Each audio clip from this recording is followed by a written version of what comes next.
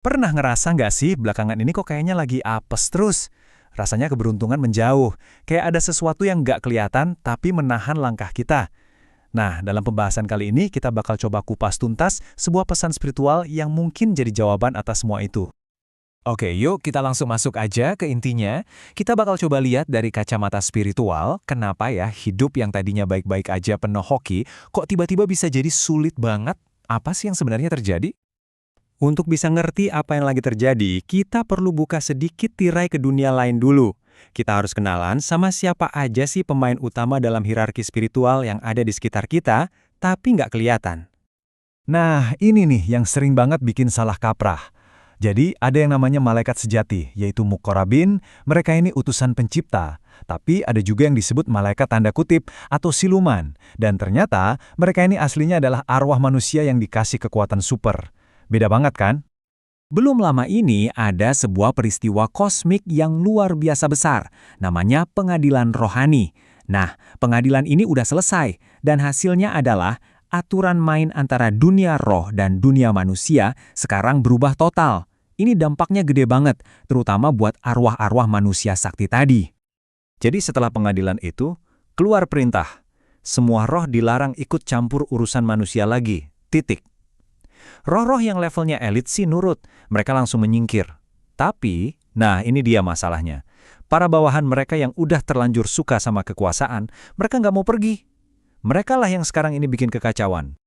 Terus pertanyaannya sekarang, gimana caranya roh-roh yang bandel ini bisa nempel sama kita yang masih hidup? Kok bisa ada ikatan di antara kita? Yuk kita lihat caranya. Ternyata ada dua cara utama mereka bisa terhubung sama kita.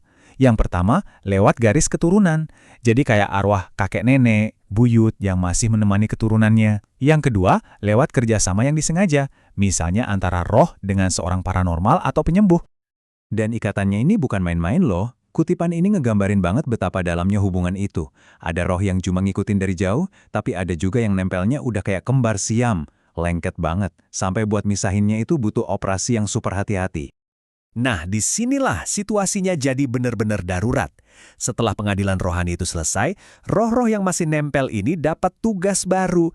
Dan tugas ini sifatnya wajib, nggak bisa ditawar. Jadi intinya apa? Untuk bayar utang karma mereka, roh-roh ini sekarang harus meluruskan manusia yang mereka tempeli.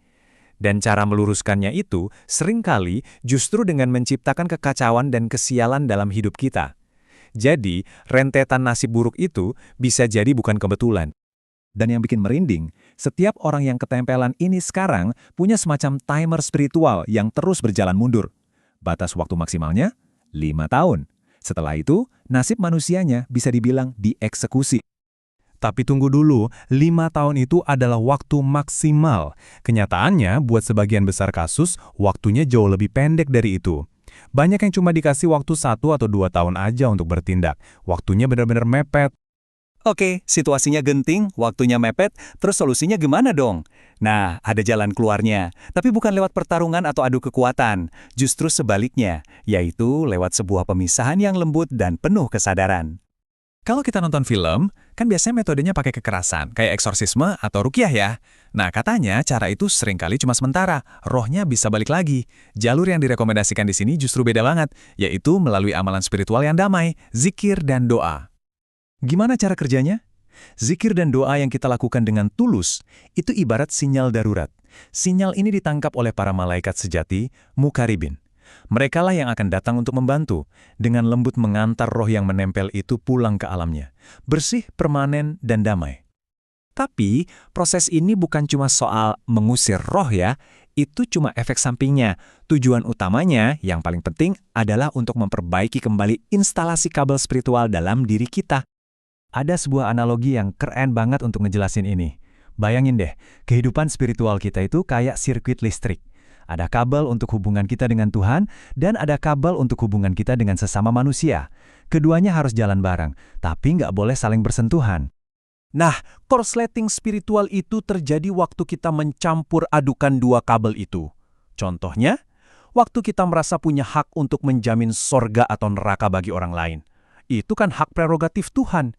Saat kita melakukan itu, ibaratnya kita mengupas isolasi kabelnya. Dan terjadilah korsleting.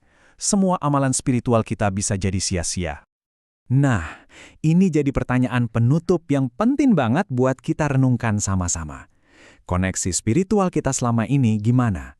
Apakah jalurnya sudah lurus dan benar langsung kepada Sang Pencipta?